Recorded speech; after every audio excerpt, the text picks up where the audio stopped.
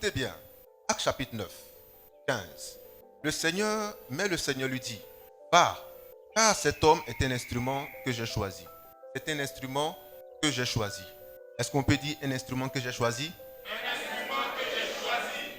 Voyez-vous les instruments qui sont là? Exposez la guitare s'il vous plaît. Voyez-vous les instruments qui sont là? Vous voyez bien les instruments qui sont là? Vous voyez, ces instruments ont été fabriqués. Pourquoi? Je vous écoute, pourquoi? Pour être utilisés, pour être joués. Les instruments ont été fabriqués pour être joués. Les instruments servent à un but. Est-ce que vous me comprenez? Les instruments servent à un but. Maintenant, pour pouvoir les jouer, il faut trouver un instrumentiste. Quand l'instrumentiste arrive, voit que les instruments sont déjà là, il se met alors à jouer. Et vous entendez la mélodie, vous entendez les sons. Parce que tout est déjà disposé. Avec moi? Ça, c'est la pensée de l'homme. Quand l'homme veut utiliser quelque chose, il la crée. Et au moment opportun, il l'utilise. Mais l'homme n'a rien fait. L'homme n'a fait que copier ce que Dieu fait. Regarde. Et pourquoi, peuple de Dieu, Dieu t'a créé pour une mission. Dieu est venu pour l'accomplir. Amen. Dieu t'a destiné à une mission, viens pour l'accomplir. Prenez ce terme. Dieu t'a destiné à une mission. Tu viens pour l'accomplir. Quelle est cette mission? Tu as été destiné à quoi? Tant que tu ne découvres pas ce à quoi tu as été destiné, tourne en rond. Ta vie n'a pas encore de sens. Tu n'es pas encore rentré dans ta ligne de vie, dans ton cahier de charge. Il y a quelque chose qui manque encore. Tu vas à gauche, tu n'es pas heureux. Tu vas à droite, tu n'es pas heureux. Tu fais un boulot, tu ne te sens pas dans le boulot. Dans une maison, tu n'es pas à l'aise. Quelque chose ne va pas. Tu n'es pas encore à ta place. Tu n'es pas encore à ta place. Tu n'es pas encore au bon endroit. Tu n'es pas encore au lieu de ta destination. Alléluia. Tu n'es pas encore à la porte de ta destinée. Alléluia. Tant que tu ne découvres pas cela, tu ne seras pas encore heureux. Et pourtant, il a dit, je te conseille et j'insiste, sois toujours joyeux. Sois toujours joyeux. Tu dois toujours être joyeux. Ne laisse pas une seule seconde de tristesse t'envahir. Une seule seconde de mélancolie t'envahir. Tu dois toujours être joyeux.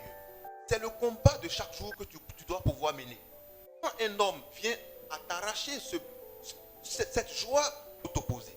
Alléluia. Quand une circonstance vient à t'arracher cette joie, il faut t'y opposer. Parce que le Seigneur a dit, sois toujours joyeux. C'est un ordre. Donc, veillez à cela. Que personne ne touche votre temps de joie, votre espace de joie. Alléluia. Votre vie doit être une vie de joie. Est-ce qu'on est ensemble? Je n'ai pas dit ceux qui disent je fais la vie, je suis un joaviste. Je ne parle pas de ceux qui disent je fais la vie. Parce que ceux qui disent je fais la vie, en réalité, ne connaissent pas le sens des mots. Est-ce qu'on est ensemble? Quelqu'un qui dort dans les bars, dans les maquis, dort n'importe où, fait du n'importe quoi. Son argent certainement, ou l'argent qu'il a volé, il dit je fais la vie. Mais il ne fait pas la vie, il fait la mort. Amen. Est-ce qu'on est ensemble? Il fait la mort. Parce que le Seigneur a dit, je suis la vie. Parce que le Seigneur a dit, qui est la vie? N'est-ce pas Jésus-Christ? Où est-ce qu'on fait la vie? Où est-ce qu'on fait la vie? Où est-ce qu'on fait la vie? Et c'est dans la parole. C'est avec Christ qu'on fait la vraie vie. Avec moi. Voici un gars va s'asseoir quelque part, boire une bière, deux bières, 3 vins, un whisky. Il ne se retrouve plus, il a perdu tous les réseaux. Le lendemain, il se rend compte que son argent même est fini. Il n'a plus rien pour manger. Il se lève encore, il prend son loyer, il prend la popote, il prend la scolarité. Peut-être des enfants, peut-être son neveu, peut-être son... En tout cas, il prend l'argent qui est destiné à autre chose. Il dit, les gars, vous êtes où? Allons encore. Allons faire la vie. Hein? Un match retour. Un match retour. Allons-y encore. Et ils sont assis. Le lendemain, il revient. Il est tout dégueulasse. Il pue la mort. Et il dit, je viens de faire la vie. Regardez vous-même. Comment on appelle ça? Peuple de Dieu, comment on appelle ça? Répondez, on va avancer rapidement. Mais tu souffres. Attends, vous ne voyez pas que ça fait souffrir? Attends, vous n'êtes pas d'accord avec moi? Ça ne fait pas pitié? Mais le gars, tu le regardes, ses yeux même, il ne voit plus rien. C'est lui que les yeux sont bizarres. Amen. Il parle, il mélange son nom, il mélange son prénom. On le ramasse dans un caniveau quelque part. Il chute partout. Amen. Le peu d'argent qui était là, il a tout enlevé pour aller faire autre chose. Il est déséquilibré. Et il appelle ça la vie. Le peuple de Dieu, c'est la mort. Est-ce qu'on est ensemble? Donc quand vous voyez un homme comme ça, ayez de la peine pour lui. Ayez de la peine pour lui. Il est mort quoi qu'il est vivant. La vie se trouve en Christ. Est-ce qu'on est ensemble? Encouragé. Ami savent dans de qui actuellement là? Amen. Ami savent dans des gens en matin là. Tu peux avancer? Peuple de Dieu, tu as été suscité pour une mission. Est-ce qu'on peut dire une mission? Alors quand tu viens sur la terre, c'est pour accomplir cette mission. Vous pensez que nous sommes venus sur la terre parce que c'est chez nous? Erreur, grosse erreur. Nous ne sommes pas chez nous. 1 Pierre 2,11. 1 Pierre 2,11. Nous ne sommes pas chez nous. Alléluia. Jésus-Christ l'a dit en Jean chapitre 6, 38. Je suis venu du ciel. Je suis venu du ciel. Mais n'est-ce pas ce Jésus-Christ que Marie avait mis au monde? Son père n'était-il pas Joseph? Et comment peut-il dire je suis descendu du ciel? Pour faire quoi? La volonté de mon père. Car mon père a envoyé sur la terre pour faire sa volonté. Mais Jésus, toi tu es né de Marie. Ce n'est pas l'ange Gabriel qui a parlé à Marie en disant que tu seras heureuse. Alléluia. Car le Seigneur t'a visité. C'est parce que l'ange lui a dit, on a vu Jésus-Christ naître de Marie. Mais comment se fait-il que tu viens nous dire que toi tu descends du ciel et que ton Père c'est Dieu? Aïe, avancez. Peuple de Dieu, croyez en votre Père, croyez en votre Dieu, croyez en Christ. Alléluia. Amen. Oui frère. 1 Pierre 2,11. Bien-aimés, je vous exhorte. Bien-aimés, je vous exhorte. Comme étrangers. Comme quoi? Étrangers. Je vous encourage comme des étrangers. Et voyageurs. Et des voyageurs. Sur la terre. Ah? La terre. Qui est sur la terre actuellement? Ah, on dit tu es étranger. Hein? Alléluia.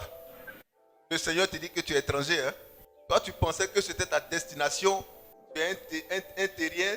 Tu es un terrestre. Alors pour toi, tu es arrivé chez toi. Le Seigneur te dit c'est faux. Parle bien sûr à ses fils. Alléluia. Il ne parle pas au monde entier. Il parle de ses fils. Il dit ces fils-là, ce sont des dieux, ce sont des saints. Ils viennent de lui. Comme lui est au ciel, ses fils sont au ciel. S'ils viennent sur la terre, alors ils viennent comme des étrangers et ils sont en voyage sur la terre. Alléluia. Voici notre maman qui est allée au village. Au village, n'est-ce pas? Et, bon, ça c'est un peu bizarre. Prenons qu'elle aille à Puna ou Rogo ou à Londres, quelque part là-bas. Et ce n'est pas chez elle. Du simple fait que ce n'est pas chez elle, elle devient de facto étrangère. Ça veut dire que ce n'est pas chez elle. Donc elle ne se comportera pas comme si elle était chez elle. Et comme elle est étrangère, alors elle sera bientôt de retour chez elle. Parce que là où elle est là, elle est étrangère là-bas. Elle ne peut pas faire tout ce qu'elle veut. Quand on va à l'étranger, on prend tous ses bagages, on prend sa maison. Ah, non. Quand on va à l'étranger, on prend juste le strict minimum. Parce qu'on est à l'étranger. Peuple de Dieu, vous ne le saviez pas hier. Il y a le monde et il y a les fils de Dieu. Les fils de Dieu qui sont sur la terre sont des étrangers sur la terre. Alléluia. Sont des étrangers sur la terre. Mais regardez très bien. Les hommes se comportent aujourd'hui comme s'ils étaient chez eux.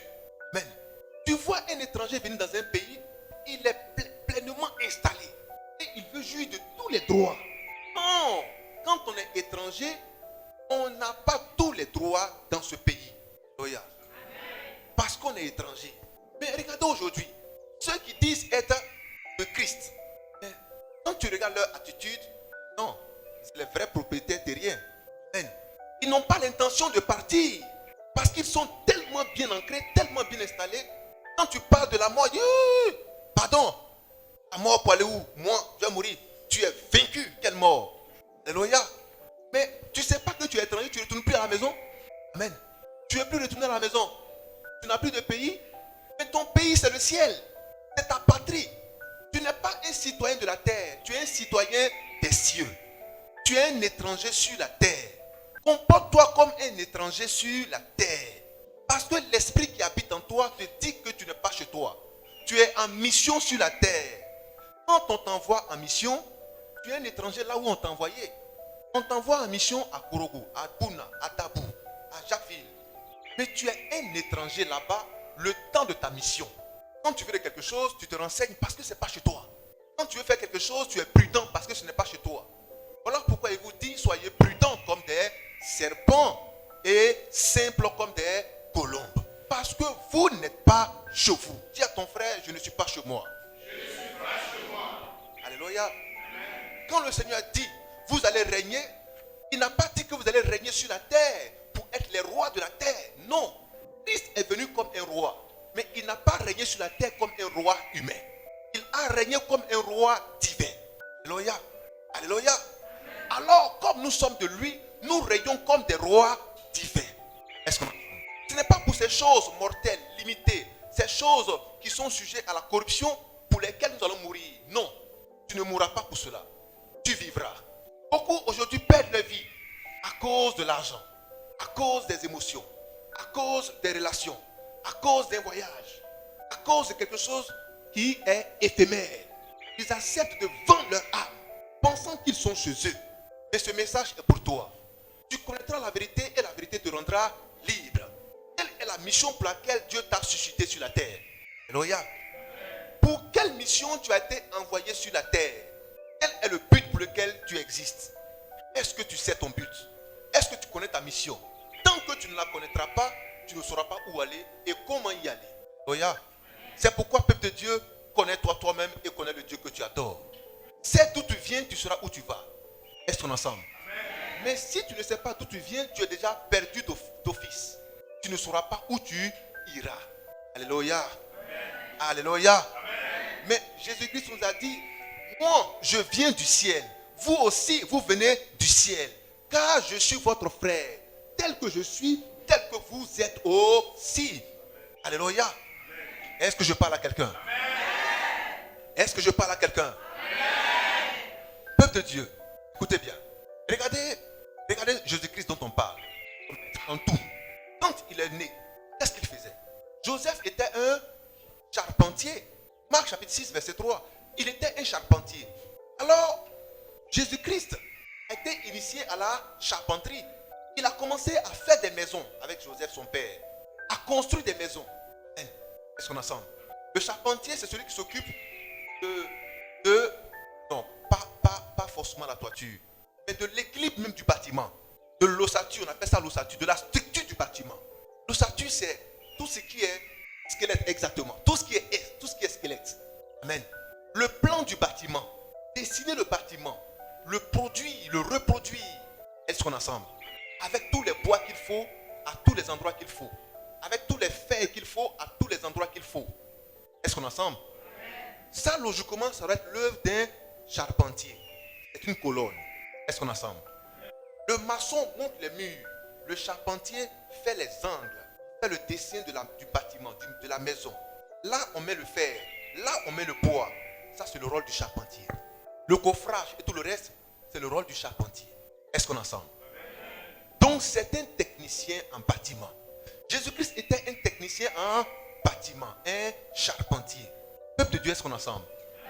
Mais est-ce que c'est pour ça que Jésus-Christ est venu sur la terre? Non, c'est vrai. Il était charpentier. Il gagnait sa vie certainement avec. Mais ce n'est pas pour ça qu'il a été envoyé sur la terre. Il a été envoyé pour une mission bien plus noble. Alléluia. Amen. Alléluia. Amen. Découvre ta mission. Découvre ton ordre de vie et tu seras heureux. Tant que tu ne découvres pas pourquoi Dieu t'a suscité, quelle est la mission pour laquelle il t'a envoyé sur la terre, tu vas tourner en rond, tu ne seras jamais heureux. Alléluia. Amen. Alléluia. Amen. Tu ne seras jamais heureux. Dieu veut que tu sois heureux. Il veut que tu sois libre. Tant que tu ne découvres pas là où tu dois vivre, tu ne seras pas libre. Tant que tu ne découvres pas là où tu dois travailler, tu ne seras pas libre. Tant que tu ne découvres pas là où tu dois demeurer, avec qui tu dois demeurer, tu ne seras pas libre. Le Seigneur veut que tu sois libre. Alléluia. Est-ce qu'on est ensemble? Il y a des gens qui ont fait certainement la mauvaise formation et qui sont retrouvés piégés. Il y a des gens qui sont allés dans le mauvais lieu d'habitation. Ils sont retrouvés piégés. Il y a des gens qui sont allés dans la mauvaise maison. Ils sont retrouvés piégés. Alléluia. Est-ce qu'on est ensemble? Il y a des gens qui sont allés dans le mauvais foyer. Ils sont retrouvés piégés. Mais ton Dieu te dit, tu connaîtras la vérité et la vérité te rendra libre. Alléluia. Amen. C'est pourquoi tout ce que vous voulez faire, faites-le avec la parole. Elle est conseillère. Elle est sagesse. Elle est intelligence. Elle est révélation. Est-ce que je parle à quelqu'un? Alléluia. Beaucoup aujourd'hui se fient à la foi parce qu'ils estiment que la foi est l'essentiel. Non, la foi n'est pas essentielle. La foi n'est pas essentielle. Quand vous prenez même 1 Corinthiens 13, 13, quand vous prenez 1 Corinthiens 13, 13, vous voyez que 3 choses sont alignées. Et de ces 3 choses, la foi n'est pas la chose la plus importante. C'est bien au contraire la charité. La foi, la charité, l'espérance. Dieu dit, si vous adorez Dieu, 3 choses doivent vous animer. La foi, la sagesse, l'intelligence. Amen. La sagesse te donnera à être charitable. Est-ce qu'on a ça? Dans ces 3 choses, il y a d'autres éléments dans ces 3 choses. Quand un homme est sage, il connaît la valeur de la charité. Alléluia. Est-ce qu'on est ensemble? Est-ce qu'on est ensemble? Certains viennent à la prière, c'est la foi, c'est la foi, c'est la foi. Mais quand tu sors d'ici, il faut avoir l'intelligence. Amen. Il faut avoir la sagesse. Au nom de Jésus, sort. D'accord, il est sorti. Maintenant, quand il s'en va là, il vient quoi après? La sagesse, l'intelligence. L'homme marche par la foi, par la sagesse et par l'intelligence. Si tu marches que par la foi, tu es perdu. Il faut aussi marcher par l'intelligence et par la sagesse. Alléluia. Est-ce qu'on est ensemble? Quelqu'un avec moi? Amen. Vous priez Dieu, c'est bon. Vous ne le voyez pas, vous croyez en lui, c'est bon. Vous croyez qu'il va vous exaucer. Bien. Il vous a exaucé. Vous avez demandé quoi? Maison, une voiture, un voyage, un mariage. Bien. Prenons le cas du mariage. Vous avez demandé à Dieu, donne-moi un mariage. Il vous a donné un mariage. Vous êtes dans le mariage.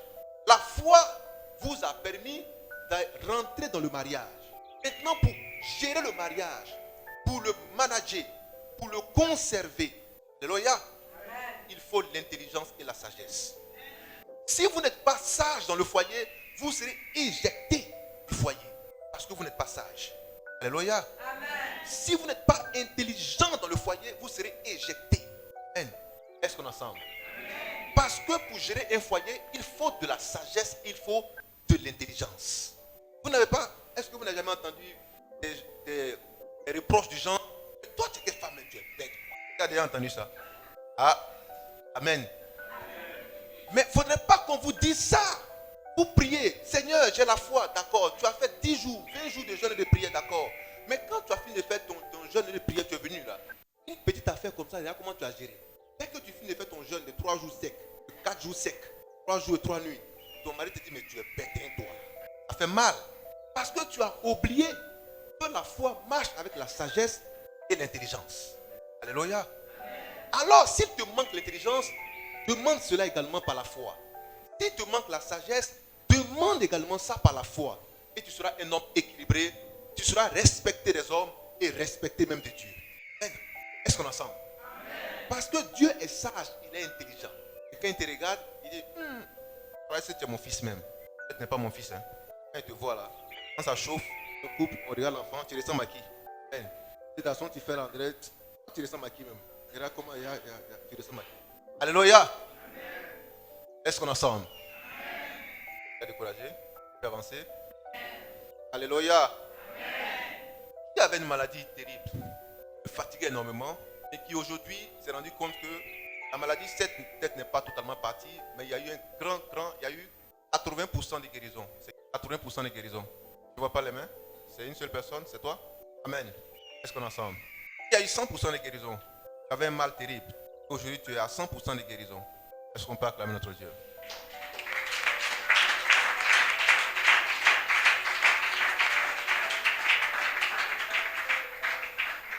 Tu es malade. Même 10% n'ont pas encore vu. Lève la main. 10% n'ont pas encore vu. À 1. Amen. Est-ce qu'on est ensemble? Amen. Dieu est vivant. Dieu est vivant. Pendant que nous sommes en train de parler, suivez bien, grand mot, et vous viendrez rendre ici témoignage. Suivez bien ces différents mots.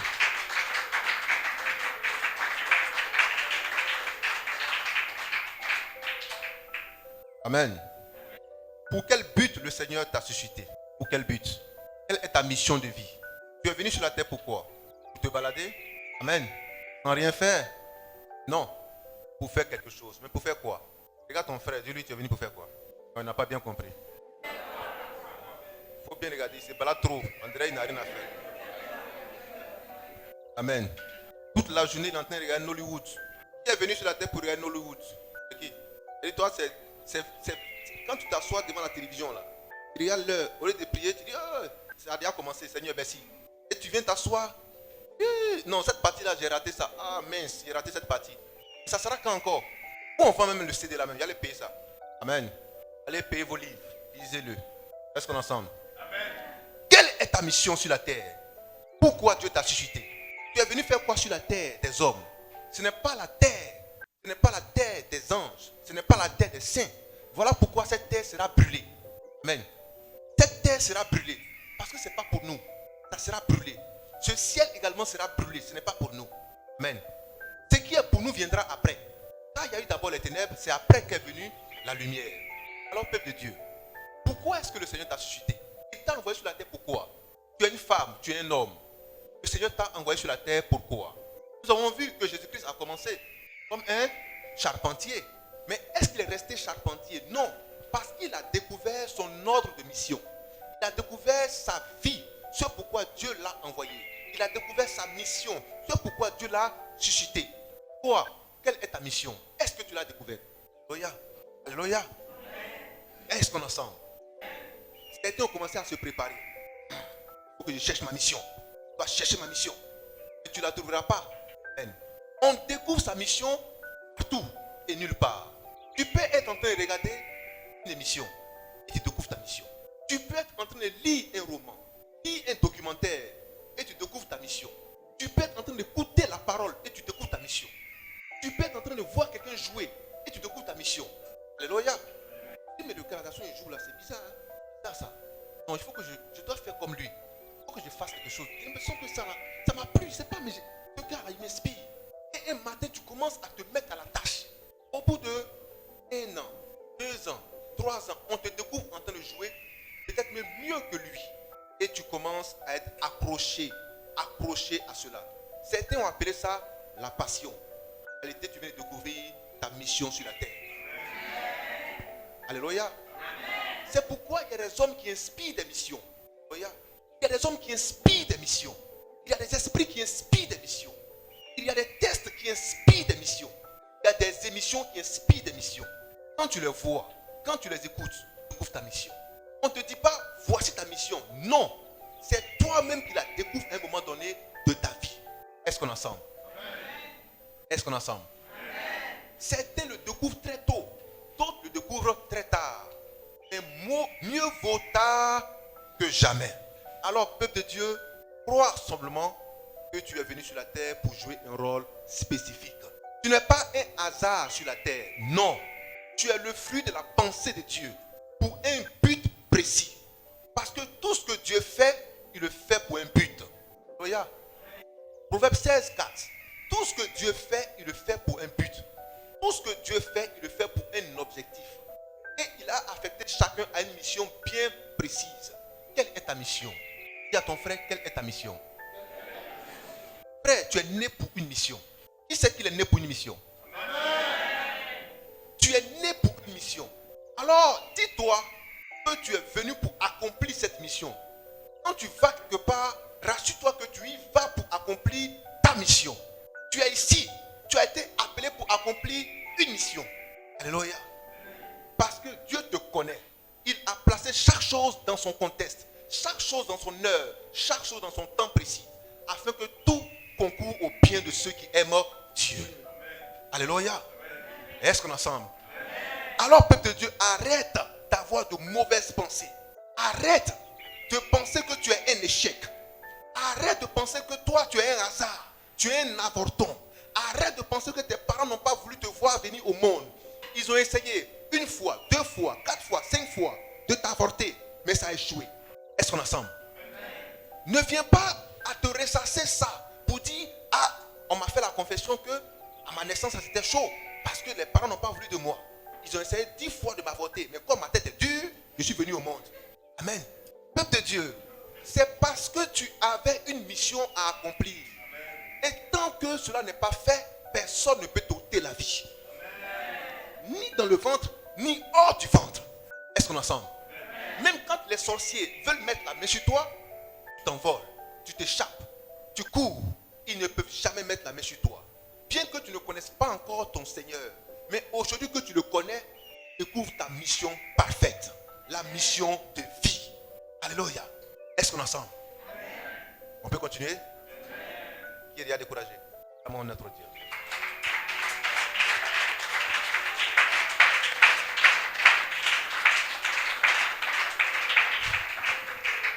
Alors, frères et sœurs, regarde bien autour de toi. Quand tu vois quelqu'un dire, j'ai cru en Christ, et tu vois son comportement sur la terre, c'est tout de suite que cet homme-là ne croit pas en Christ. Parce que Christ, en qui tu crois là, auquel tu crois là, il est venu, il a joué son rôle, il a accompli sa mission. Il dit tout est accompli. Il s'en est allé au Père. Mais toi, depuis que tu es venu là, tu ne veux pas partir, tu as quel problème? Amen. Amen. Est-ce qu'on est ensemble? Est-ce qu'on est ensemble? Il était charpentier, il gagnait sa vie correctement. Mais quand le Seigneur lui a dit, voici ce pourquoi je t'ai suscité, l'agneau de Dieu pour ôter le péché du monde, il a commencé à faire village après village, ville après ville, campement après campement, pour répandre la bonne nouvelle. Alléluia. Car c'était sa mission de vie. Sa mission de vie. C'est pourquoi Dieu l'avait suscité. Voici le but pour lequel Dieu l'avait suscité. Alléluia. Est-ce qu'on est ensemble? Le Seigneur ne l'avait pas suscité pour qu'il soit charpentier, non.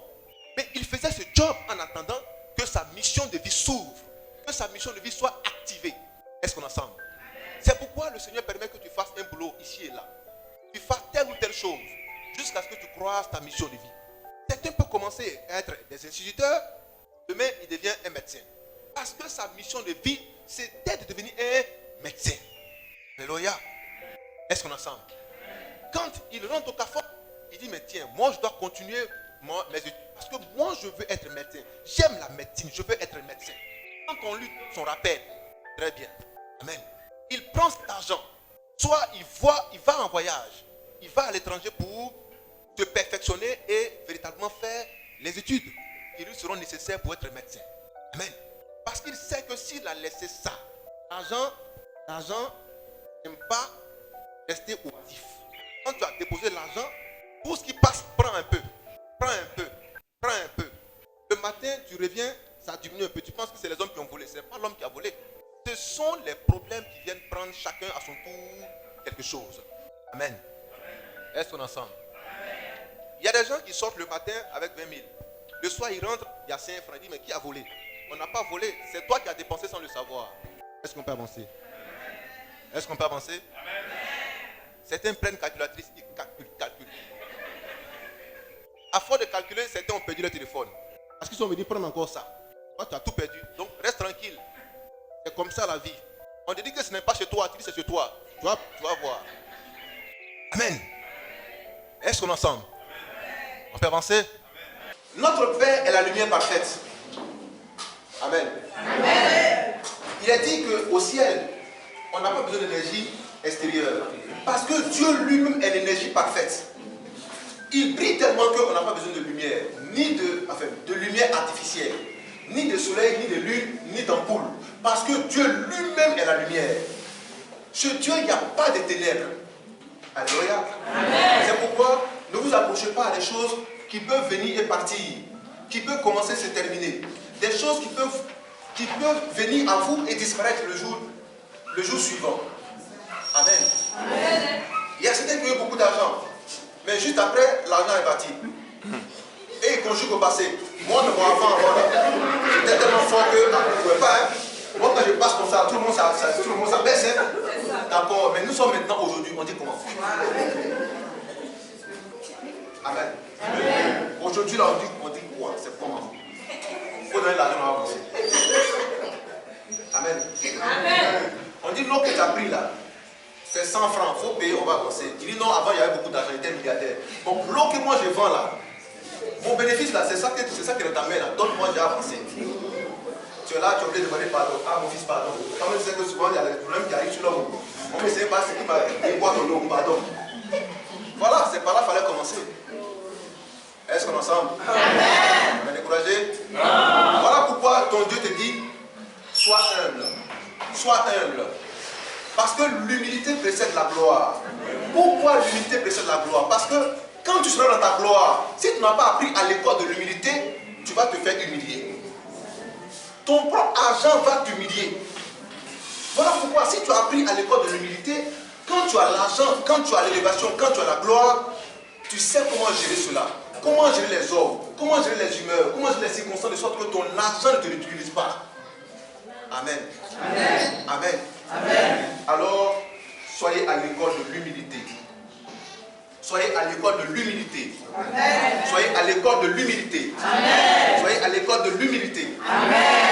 Alléluia. Il y a des femmes qui n'ont pas été humbles. Elles ont prié, jeûné, combattre, attaqué, tout été. Dieu a exaucé sa prière. Elle a eu le bon mari qu'elle voulait. Mais comme elle n'a pas été à l'école de l'humilité, elle dit, bon, je veux qu'une fille vienne m'aider à la maison. La fille est venue. Tu n'as pas été humble. Tu n'as pas appris à respecter les hommes. Alléluia. Tu l'as traité comme une moins que rien. Mais le monsieur a regardé ton comportement, il a regardé le comportement de la fille, il dit, bon, madame, va un peu voir tes parents. Hein? Va un peu en congé. Congé de 2 jours seulement. Tu reviens, tu vois au salon, tes valises sont faites, et tu vas dans la chambre, celle que tu as minimisée là, celle qui est dans la chambre. Tu dis, tu fais quoi dans la chambre? Mais on m'a affecté.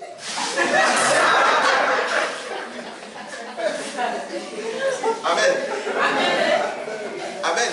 Amen. Est-ce qu'on est ensemble? Amen. Avant, elle t'appelait maman, tanti. Maintenant, elle dit, ah ouais, moi c'est comme ça aujourd'hui. Hein. C'est ça, la vie c'est ça. Hein. On dit un peu, on arrive. Tu es arrivé là-bas. Amen. Amen. Pourquoi? Parce que tu n'as pas appris à l'école de l'humilité. Dans l'école de l'humilité, on apprend à parler aux gens. On apprend à respecter les gens. Parce que les hommes que tu vois là, on est tous égaux. Hein? C'est la grâce qui diffère, c'est tout. Mais l'heure, la grâce aussi a son heure. Comme pour toi, à son heure, avant pour l'autre, tu penses que c'est fini. Or, quand on a la grâce, il faut pouvoir gérer la grâce. Quand on a l'argent, il faut pouvoir gérer l'argent. Quand on a un travail, il faut pouvoir gérer le travail. Quand on a un bonheur, il faut pouvoir gérer le bonheur. La grosse difficulté se retrouve dans la gestion. Les gens courent pour avoir quelque chose. Mais ils oublient que pour durer avec cette chose, il faut pouvoir la gérer. Est-ce qu'on est ensemble? Je me marie, d'accord, le voici. Mais est-ce que toi, tu peux gérer un mari? Je veux un enfant. Moi-même, je veux te tripler même. Je veux te tripler. Je veux deux ici. Je veux un ici. Amen. Dieu, tu peux mettre l'autre même derrière même. Ça fait 4. Est-ce qu'on est ensemble? Amen. Là, quand je passe comme ça, là, je vais montrer à cette femme-là que moi, là, je sais prendre vente. Amen. Amen. On a compris. Tu as eu une vente là, c'est gros. On rend grâce à Dieu pour ça. Mais est-ce que tu as appris à éduquer un enfant? Amen. Est-ce que tu as appris à éduquer un enfant? Est-ce que tu as appris à aimer un enfant? L'enfant commence à crier. L'enfant pleure. Ah mais toi, tu ne pas dormir un peu? Non, c'est que tu as demandé des fois sur nous. Est-ce qu'on est ensemble? Amen. Ce que tu as demandé là, il faut assumer. Tu cours vers la victoire, mais la victoire se gère. Tu es arrivé au sommet, mais il faut voir qu'il y a des gens en bas. Ceux qui sont en bas là, leur place n'est pas en bas. Quand il a dit, je serai à la tête et je ne serai plus à la queue. Mais tu as commencé par où? Par la queue. Donc ceux qui sont en bas là, ce n'est pas leur lieu d'habitation définitif. Ils vont aussi vouloir aller en haut. Or, pour aller en haut, il faut que quelqu'un laisse la place. Donc quand tu es en haut, rassure-toi que c'est toi qui ne descends pas. Parce que quelqu'un doit descendre. Est-ce qu'on me comprend? Oh là, regardez la pyramide. Quoi est la pyramide? Le sommet n'est pas fait pour tout le monde. Le sommet est fait pour la minorité. Je ne serai jamais à la queue, je serai à la tête. Mais la tête là, il n'y a pas plusieurs. Regardez le cerveau. On dit le cerveau. Pied, on dit les pieds. Donc en bas, il y a plusieurs. En haut, il y a un. Est-ce qu'on est ensemble? Quelqu'un avec moi? C'est pourquoi, peuple de Dieu, apprenez l'humilité. Apprenez l'humilité. Non, voici l'enfant que tu as voulu. L'enfant est né. Mais il faut gérer maintenant l'enfant. Ah, il pleut trop. Il pleut trop. Couche là. On change ça comment? Ah bon? Quand tes petits frères étaient là, on te disait va aider là. Tu dis non, non, non, non, non, toi, tu ne peux pas faire. Maintenant, tu as oublié que tu es femme, tu vas faire aussi pour toi enfant. Tu ne sais même pas comment on change une couche. Amen. Est-ce qu'on est ensemble? Est-ce qu'on est ensemble? Donc le tout, ce n'est pas grossesse. Il faut gérer l'après-grossesse. Est-ce qu'on est ensemble? Est-ce qu'on est ensemble? Tu allais prendre fille pour t'aider. Ah, tu ne sais pas gérer l'enfant. Ah bon? Si tu savais gérer, pourquoi tu m'as appelé? Est-ce qu'on est ensemble? Est-ce qu'on peut dire l'humilité? Apprenez l'humilité et vous serez encore plus grand. Je vous dis, peuple de Dieu, si vous avez des filles à la maison, des garçons à la maison, évitez de les maltraiter. Est-ce qu'on est ensemble? Parce qu'eux aussi ont un ordre de mission. Ils jouent un rôle extrêmement important dans cette maison. Alléluia. Ça ne date pas d'aujourd'hui. Depuis que le Seigneur a parlé d'hommes sur la terre, il y a toujours des hommes pour être avec des hommes. C'est leur rôle, c'est leur mission. Mais il y a certains qu'on a voulu libérer hier en disant l'heure de votre liberté est arrivée, on vous donne votre liberté. Ils ont dit non, on ne va nulle part parce qu'on veut rester avec toi. Tu es tellement bon comme maître. Tu es tellement bon comme maître, oui. Donc on ne peut pas aller quelque part, on reste avec toi. Traitez bien ceux qui sont avec vous. Amen. Évitez de les maltraiter parce que vous rendrez compte à Dieu. Ça va? Est-ce qu'on est ensemble? Est-ce qu'on est ensemble? Évitez de les maltraiter. Vous rendrez compte à Dieu. Ton frère dit lui, arrête ça. Amen. Tu es découragé? Tu peux avancer? Quel est ton ordre de mission?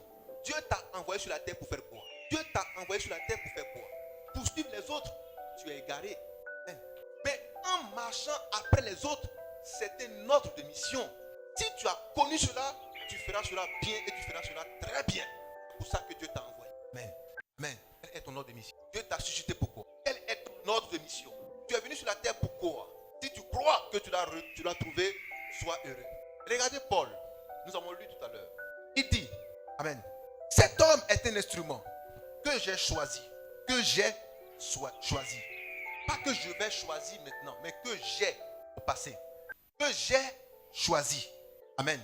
Pour porter mon nom devant les nations, les rois et devant les fils d'Israël. Et nous parlons de qui? Nous parlons de qui? Nous parlons de qui? Nous parlons de Saul de Tarse. Mais qui connaît l'histoire de Saul de Tarse? Oui? Qu'est-ce qu'il faisait? Il persécutait l'église de Dieu. Il persécutait l'église de Dieu. C'était un barbare, un homme sauvage. C'était un tueur. Il était brutal. Amen. Mais c'est ça. Regarde. Mais à côté de cela, ça c'était son comportement. Dans son comportement, il était un homme barbare, un homme violent, un homme. Il ne voulait pas entendre parler de Jésus-Christ et de ses disciples. Quand il entend que vous priez ici, il dit attends, il envoie des cordes, il attache l'homme de Dieu, attachez-le. Donc ceux qui sont à côté, au drapeau, attachez tout le monde. Voilà les instruments. Ah bon, vous aussi vous êtes dans. Attachez-les. Il voit le peuple. Restez là, il va vous brûler. Sauf, il a fermé la porte. Les fenêtres sont barricadées. On va où? En ce moment-là, c'est en ce moment-là, on dit mais les minces ont raison. Aujourd'hui là. Amen. Les minces ont raison. Amen. Quand on voit les hommes en forme, ils mangent bien, on dit ça va chez toi aujourd'hui là. Ceux chez qui ça va là, ils sont en danger. Alléluia. On vous dit de ne pas manger beaucoup, voilà l'affaire là. Est-ce qu'on est ensemble? Donc voici le rôle que jouait Saul de Tarse. C'était un homme sauvage. C'était un homme violent, un homme mauvais. Et nous avons ri quand nous avons parlé de ça tout à l'heure. Mais regardez, c'est comme ça les gens vivaient hier. Dans l'épouvante, dans les difficultés. Vous êtes en train de prier. Saul arrive, Saul arrive. Priez là, tu ne sais même pas où tu as commencé, où tu vas laisser pour partir. Amen. Est-ce qu'on est ensemble? N'entends pas toi, amen.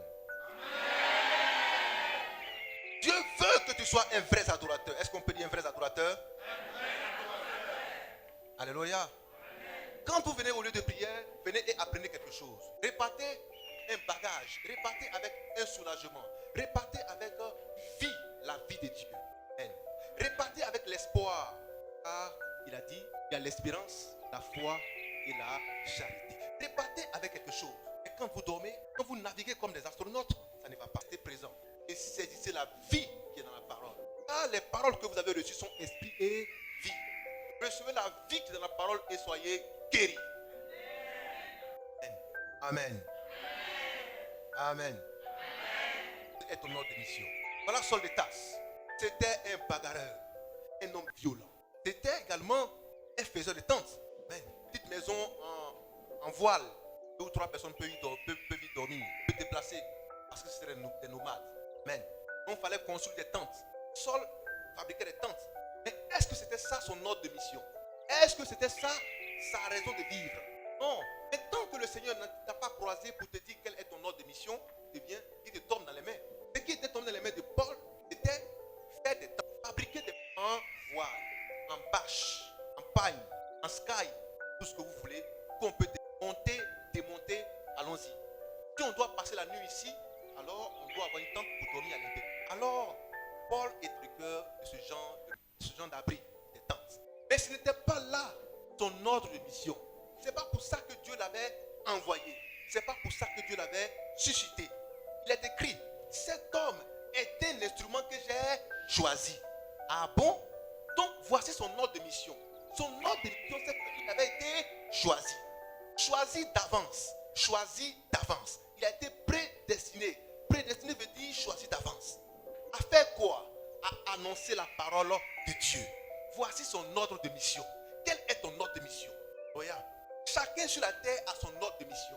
Il y a les uns qui ont été suscités pour prêcher la parole de Dieu. Leur ordre de mission.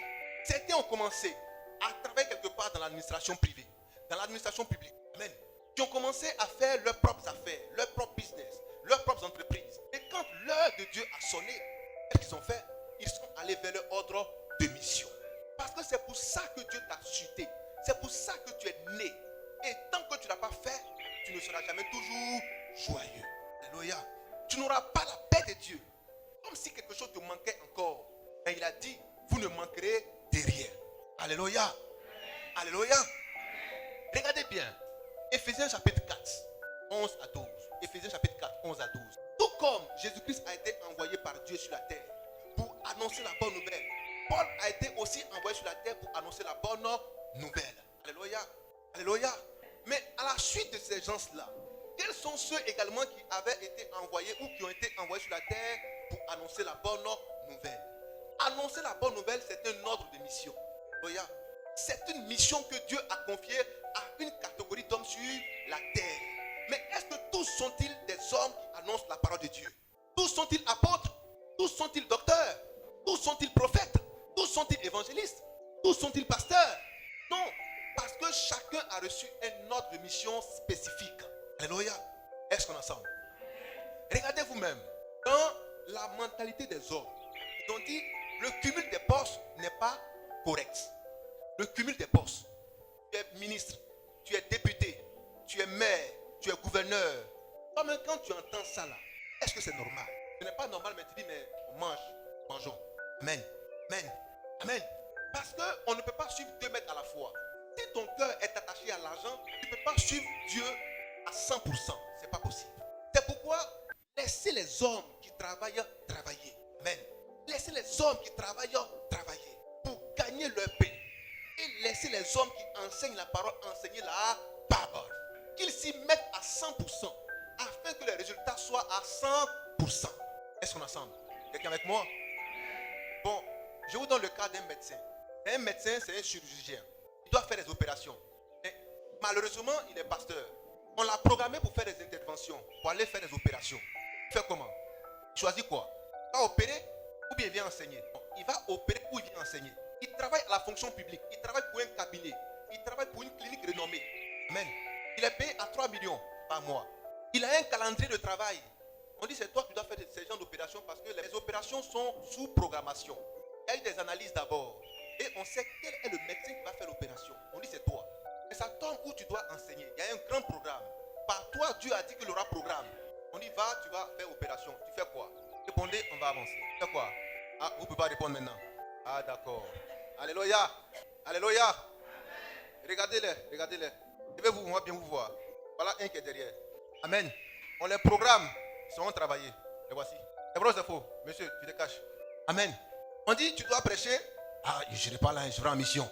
Vous avez vu ce qui se passe? Vous avez compris vous avez vu ce qui se passe? Pour vous dire, si le Seigneur t'a appelé à annoncer l'évangile, tu seras obligé de faire un choix. Amen. Est-ce qu'on est ensemble? Tant que l'heure n'a pas encore sonné, tu peux faire ce qu'ils font là. C'est normal. Mais quand l'heure a sonné, que le Seigneur t'a dit, voilà ta place, tu ne seras plus un charpentier. Tu ne seras plus un charpentier comme Jésus-Christ. Tu ne seras plus un faiseur de tentes comme Paul. Mais tu seras un homme, un évangéliste du Dieu vivant pour annoncer la bonne nouvelle. Alléluia. Alléluia. Mais quel est alors le rôle de celui qui annonce la bonne nouvelle? Éphésiens chapitre 4, 11 à 12. Quel est son rôle? Quel est son rôle? Quel est son rôle? Dis à ton frère, quel est son rôle? Est-ce que son rôle, c'est de faire des développements personnels? Est-ce que son rôle, c'est d'encourager les gens à aller chercher de l'argent? Est-ce que son rôle, c'est d'aller prendre des seringues pour aller piquer des gens? Non. Son rôle, c'est d'annoncer la bonne nouvelle. Est-ce qu'on peut dire la bonne nouvelle? Alléluia. Oui, mon frère. Éphésiens 4, 11. Il est écrit. Il a donné les uns comme apôtres. Il a donné les uns comme apôtres. Les autres comme prophètes. Les autres comme prophètes. Les autres comme évangélistes. Les autres comme évangélistes. Les autres comme pasteurs. Les autres comme pasteurs. Et docteurs. Et docteurs. Pour le perfectionnement. Attends, pourquoi? Pour le perfectionnement. Donc, quel est leur rôle? Quel est leur rôle? Quelle est leur mission? Leur mission, c'est pour perfectionner les saints. C'est pour emmener les saints à être perfectionnés. C'est pour emmener les saints à être parfaits devant Dieu. C'est pour emmener l'église à être juste devant Dieu, à être parfaite devant Dieu. Ça, c'est le rôle de l'homme que Dieu a envoyé. C'est le rôle du pasteur. C'est le rôle de l'évangéliste. C'est le rôle du docteur. C'est le rôle du prophète. C'est le rôle de l'apôtre. Alléluia. Pour que l'église soit parfaite devant Dieu. C'est le rôle qu'un homme de Dieu vient jouer. Il ne vient pas pour être un coach en développement personnel. Alléluia. Il ne vient pas pour être un chef d'entreprise dans l'église. Non. Il ne vient pas pour être un président d'ONG dans l'église. Non. Alléluia. Est-ce qu'on est ensemble? Quand les hommes sont malades, il dit, bon, j'ai la clinique de l'église. Allez dans la clinique de l'église. Ah bon? Il y a là-bas des sages-femmes, des médecins, des infirmiers qui vont vous traiter. Mais est-ce que ça, c'est possible ça? Parce que la bonne nouvelle elle-même contient la médecine de Dieu. Alléluia. Mais quand tu as décorrélé les choses et que tu as mis ailleurs un service spécial traité par la pensée humaine pour guérir les hommes, Dieu ne t'a pas inspiré. Alléluia. Dieu ne t'a pas inspiré. Dieu ne t'a pas inspiré. Est-ce qu'on est ensemble? Est-ce qu'on est ensemble? C'est pourquoi, peuple de Dieu, il y a l'ancienne qui est là. Elle avait des douleurs. On a prié et je la voyais toujours en train de boiter. Et j'ai eu un réflexe. Il y a un médicament qui traite efficacement cela. J'ai dit, ah tiens, il y a un médicament qui me vient à l'esprit. Je vais te recommander ça. Et puis le Seigneur a enlevé ça de mon esprit automatiquement. Amen. Parce que mon rôle, c'est quoi? Mon rôle, c'est de quoi? C'est de prier pour les malades. Est-ce qu'on est ensemble? Je ne suis pas un pharmacien. Vous me comprenez? Est-ce qu'on est ensemble? C'est ça le rôle de l'homme de Dieu. Prier pour les malades afin que Dieu les guérisse. Prier avec foi afin que Dieu les guérisse. Ce n'est pas lui qui devient un conseiller médical, mais un conseiller en thérapeutique ou un conseiller qui montre les plantes. Comment on appelle ces gars-là? Un naturothérapeute. Bon, tu sais que, attends, il y a telle plante là, va prendre telle plante. Prends la plante là, à midi. C'est à midi seulement que tu dois prendre la plante. Toi, tu es sûr que tu es un homme. Tu sais de quoi je parle. On peut avancer? Alléluia. Amen. Alléluia. Amen. Va prendre Hysope. Lave-toi avec Hysope. Lave-toi très bien. Prends bien ton dos. Amen. Est-ce qu'on est ensemble? Dieu t'a papa. Dis à ton frère, Dieu t'a papa. Quel est le rôle des hommes de Dieu? Oui, frère. Pour le perfectionnement des saints. Les hommes de Dieu ont pour obligation, ont pour devoir d'emmener les saints à la perfection. Est-ce qu'on est ensemble? D'emmener les saints à la perfection. D'emmener l'église à la perfection. D'emmener l'église à la perfection. Le peuple de Dieu, regardez autour de vous aujourd'hui. L'église dont on parle aujourd'hui dans le monde entier. Est-ce que vous pensez que par la vue simplement que l'église va à la perfection? Répondez-moi, peuple de Dieu. L'église que vous voyez aujourd'hui là, est-ce que ça va à la perfection? Elle va où? Répondez fortement. Non, ça c'est les femmes. Je vais parler aux hommes. Les hommes. L'église va où aujourd'hui? Quand vous regardez l'état de l'église aujourd'hui, ne parlez pas pour les autres. C'est ça, c'est vrai? L'église aujourd'hui va à la perdition. Ah? Donc si l'église aujourd'hui va à la perdition, ça veut dire qu'il n'y a pas d'homme de Dieu. Parce que le rôle de l'homme de Dieu, c'est d'emmener l'église à la perfection. Et au lieu que les hommes de Dieu emmènent l'église à la perfection, ils enseignent à l'église comment gagner de l'argent. Mais depuis quand gagner de l'argent amène quelqu'un à la perfection? Pour tous qui savent comment on gagne de l'argent, ce n'est pas facile. Amen. Pour gagner beaucoup d'argent, tu ne seras pas forcément très honnête. C'est vrai ou c'est faux? Tu ne diras pas toujours la vérité aux gens. Tu seras appelé à beaucoup mentir. C'est vrai ou c'est faux? Mais répondez, pourquoi vous ne voulez pas répondre? Quand on vous dit, c'est que... Bon, attends. Écoutez bien. Vous vendez une marchandise. Vous voulez que ça sorte vite. Mais vous allez cacher certains défauts. Amen. Est-ce qu'on est ensemble? Ah, c'est tout, il faut prendre, c'est tout. Fais vite, fais vite quoi? Parce que tu sais ce que tu as mis en bas. Amen. Et après, tu viens dire, hey, Seigneur, pardonne-moi, ce que j'ai fait là. Je suis ta fille. Oh. Depuis là, ça est dans ma main. Ah, parti un peu, attends, menti un peu. Alléluia. Est-ce que je parle à quelqu'un? Est-ce que je parle à quelqu'un? Quand on lui ramène la marchandise pour lui, non, la marchandise comporte un défaut. Quoi? C'est pas moi. C'est gardé dans ta main, c'est pas moi. Mais pourquoi? Vous voyez ce que ça fait? Chercher l'argent, il y a beaucoup de choses dedans. Est-ce qu'on est d'accord avec ça? D'accord avec ça, n'est-ce pas? Plus tu veux chercher de l'argent, tu seras exposé à toutes ces erreurs. Donc quand on encourage ça dans l'église, ce n'est pas une bonne chose. Amen. Ça s'encourage dehors. Dehors, c'est le monde. Dans le monde, il y a des professeurs, il y a des instituteurs, il y a des formateurs, il y a des coachs en développement personnel, en stratégie marketing, comment vendre un produit. Ça, c'est dehors. Mais ce n'est pas dans le Christ que cela se fait. Amen. Même si vous voulez trouver verset pour tuer l'homme, il y en a. Il y en a. Verset pour tuer l'homme, il y en a. Amen. Amen. Verset pour faire la sorcellerie, il y en a. Là ici. Verset pour faire la sorcellerie, il y en a. Verset pour fabriquer de l'argent. Magie, ça ici. C'est la vérité. Amen. Verset pour sortir de l'argent. Faire une tentation pour que l'argent sorte là. On prend ça ici. Amen. Est-ce qu'on est ensemble? Et il y a verset pour donner la vie aussi ici. Je mets devant toi la vie et la mort. Qu'est-ce que tu choisis? Ah, la parole de Dieu, c'est la vie. Donc dans la parole de Dieu, il y a la vie et il y a la mort. Tu prends quoi? Voilà la profondeur. C'est pourquoi la parole de Dieu est une épée à double tranchant. Pourquoi c'est à double tranchant? Le couteau que tu prends pour préparer, c'est le même couteau que tu peux prendre pour tuer cabri. En tuant le cabri, il va crier. Tu entends lui ôter la vie, ça lui fait mal. Mais tu prends le même couteau pour le tuer. Toi, ça te fait du bien, mais lui, ça lui fait le mal. Est-ce qu'on en sent maintenant? C'est pourquoi avec la parole, on peut faire tout. Tout est permis, mais est-ce que tout est utile? Peuple de Dieu, sois dans ce qui est utile. Ne dis pas comme tout est permis, alors je fais tout. Beaucoup d'hommes de Dieu aujourd'hui se lèvent et ont transformé le lieu de prière, le pupitre, l'autel de Dieu en un lieu de formation pour les développements personnels. Un développement personnel veut dire, toi, ce que tu deviens fort. Amen. Est-ce qu'on est ensemble? Te développer personnellement. Ce n'est pas mauvais, mais il y a un lieu pour chaque chose. L'église n'est pas un lieu pour faire le développement personnel. L'église est un lieu pour que les âmes parviennent à la perfection. Et ça, ce sont des hommes de Dieu qui sont appelés à cette tâche. C'est leur feuille de route, leur cahier de charge, leur mission de vie. Amen. Pourquoi tu as été suscité sur la terre? Pour être un coach, c'est bon, mais ce n'est pas à l'église que ça se fait. Va ouvrir ton cabinet en tant que coach en développement personnel. Il faut décorréler les deux choses. Ne les mélange pas si tu veux marcher dans la voie de Dieu. Est-ce qu'on est ensemble? On peut avancer? On est découragé? Acclamons fortement notre Dieu.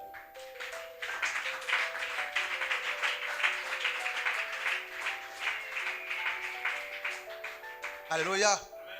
Alléluia. On ne transforme pas l'église en un centre de mariage. Amen. Non, c'est un lieu où on amène les hommes à la perfection. C'est un lieu où on amène les gens à la perfection. Ce n'est pas un lieu d'amusement. C'est un lieu où on amène les gens à la perfection. Et ça, c'est le rôle des hommes de Dieu. Mais est-ce que tu es un homme de Dieu? Alléluia. Si tu n'es pas un homme de Dieu, que tu es fort en développement personnel, alors va t'ouvrir un bureau et fais le développement personnel. Est-ce qu'on est ensemble? Je parle à tous et à toutes qui veulent véritablement suivre le Seigneur et l'adorer en esprit et en vérité. Choisissez les lieux où vous devez prier. Quand vous priez dans un lieu et que ce lieu est transformé en un centre de formation, en développement personnel, fuyez cet endroit. Ce n'est pas la bonne adresse pour connaître Dieu. Amen. Ce n'est pas un lieu pour prier Dieu et en avoir la crainte. Alléluia. C'est un centre de formation.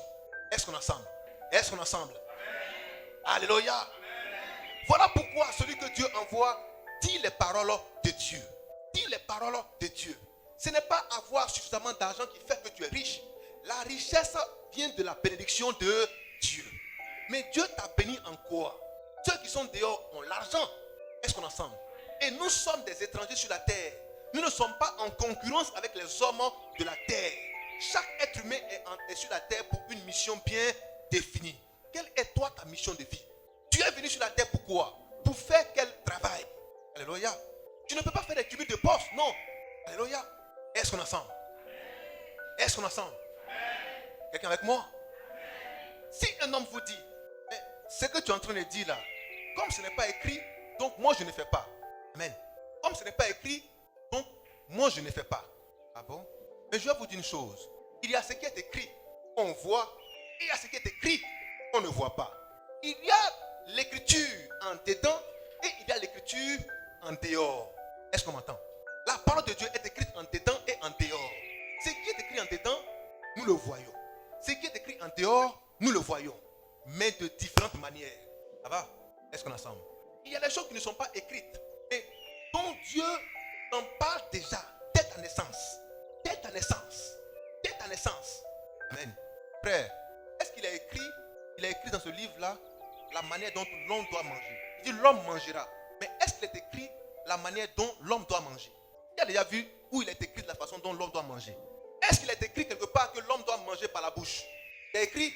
Est-ce que c'est écrit quelque part que l'on doit manger par la bouche? C'est écrit que l'on doit manger par la bouche. Ce n'est pas écrit. Mais naturellement, l'on mange par la bouche. Est-ce qu'on me comprend? Est-ce qu'on me comprend? Est-ce qu'on me comprend? Alléluia. Alléluia. On peut aller encore loin? On va laisser cet exemple-là. Vous avez vu ma pensée? Vous avez vu ma pensée, n'est-ce pas? Acclamons notre Dieu.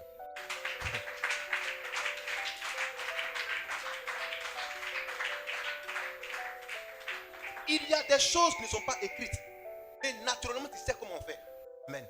Il y a des choses qui ne sont pas écrites. Mais naturellement, tu sais que ça, on ne fait pas. C'est ça la loi écrite. En dehors. Tu vas voir ça dans ton cœur. Dans ta conscience, dans ton esprit, tu sais que ça, on fait, ça, on ne fait pas. Ça, c'est dans ta conscience.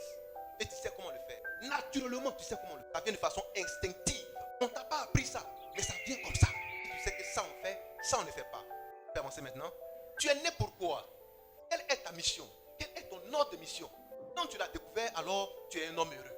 Tu es un homme prospère et tu vas encore plus loin. Dis à ton frère, je vais plus loin. Alléluia. Alléluia. Pourquoi Dieu t'a envoyé sur la terre? Pourquoi Dieu t'a envoyé sur la terre? Quel est ton rôle? Quelle est ta mission? Quel est ton rôle? Quelle est ta mission? Pourquoi Dieu t'a envoyé sur la terre?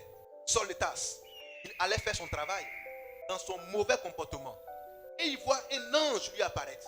C'était l'Esprit du Seigneur qui lui dit: Saul, où vas-tu? Pourquoi me persécutes-tu? C'est en ce moment-là qu'il venait de découvrir son ordre de mission. Amen. Mais toi, qui as-tu rencontré? C'est un parent, c'est un ami. C'est une émission que tu as regardée. C'est un message que tu as écouté. Et tu as découvert ton ordre de mission. Tu sais qui t'a appelé et pourquoi exactement. Quelle est l'information qui a créé en toi le déclic et qui t'a permis de rentrer dans ton ordre de mission? Amen. C'est pourquoi soyez intelligents. Ouvrez l'esprit. Si vous n'avez pas encore découvert votre ordre de mission, vous allez le découvrir. Amen. Afin que vous soyez toujours joyeux, que vous soyez en paix, que vous soyez en paix, où que vous soyez, où que vous alliez, parce que vous avez découvert votre ordre de mission. Amen. Si c'est un endroit où vous ne devez pas rester, vous allez quitter cet endroit pour aller vers un endroit où votre ordre de mission va se manifester.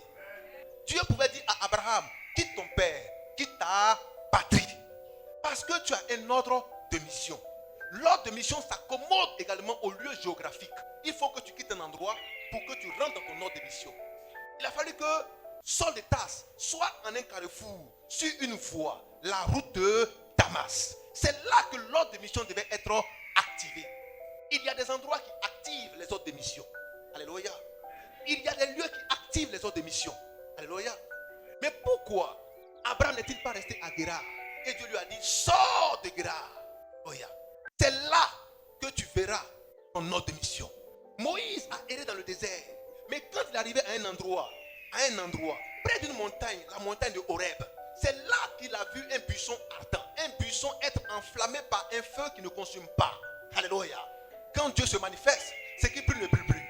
Alléluia. Quand Dieu se manifeste, ce qui noie ne noie plus. Alléluia.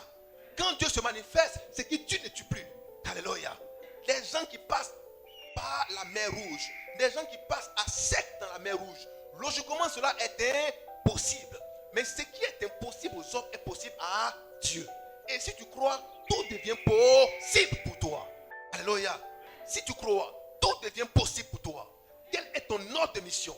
Dis à ton frère, quel est ton ordre de mission? Alléluia. Alléluia. Crois que tu es venu pour jouer un rôle spécifique sur la terre. Quand tu as rencontré ton ordre de mission, alors fais-le et fais-le très bien. Parce que si je parle à quelqu'un et que ce quelqu'un est un saint, le Saint-Esprit viendra en toi afin que tu accomplisses parfaitement ton ordre de mission. Alléluia. Alléluia. Alléluia. Il y a certains qui ont été faits pour annoncer la bonne nouvelle. Nous les avons cités tout à l'heure. Les pasteurs, les apôtres, les docteurs, les évangélistes, les prophètes. Ceux-là ont été suscités pour annoncer la bonne nouvelle. Alléluia. On a cité 5 fonctions pour annoncer la bonne nouvelle. Si vous avez vu une autre fonction en dehors des 5 fonctions, sachez que c'est des gens qui sont venus en développement personnel. Alléluia. Qui ont une autre mission cachée. Parce qu'ils se sont donné eux-mêmes un nom qui n'est pas écrit. Qu'ils ont inventé pour se donner une place là où ils ne sont pas appelés. Alléluia. Est-ce qu'on est ensemble? Est-ce qu'on est ensemble? On peut avancer. Peuple de Dieu, quel est ton ordre de mission? Découvre-le et vas-y à fond. Dieu te conduira à le faire et à le faire très bien. S'il t'a appelé pour être charpentier, que c'est là ton ordre de mission, sois un bon charpentier. Alléluia. C'est là ton ordre de mission.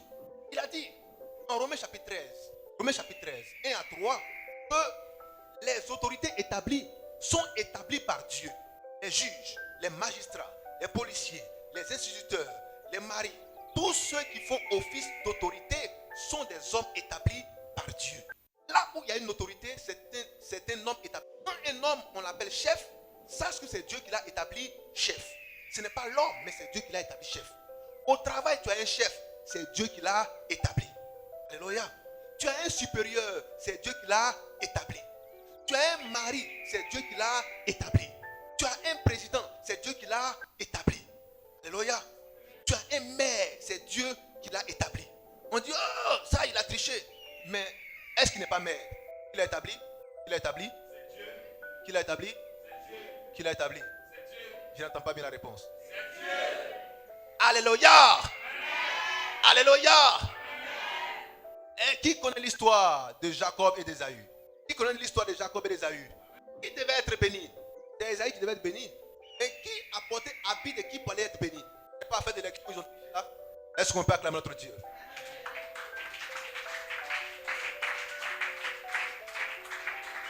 Amen. Vous savez pourquoi? Parce que quand Dieu suscite un président, vient à la tête d'un pays, mais il vient avec son coin. Alors, Dieu va lui inspirer des manières qu'il faut pour mettre les hommes qu'il faut pour travailler avec lui. Que ce soit tricherie, ce n'est pas tricherie. Lui, il veut des hommes pour travailler avec lui. Et ces hommes ont été appelés à travailler avec lui. C'est déjà écrit. Et si on ne peut pas passer à la loyale, on va tricher pour passer. Tu comprends maintenant? Acclamons notre Dieu.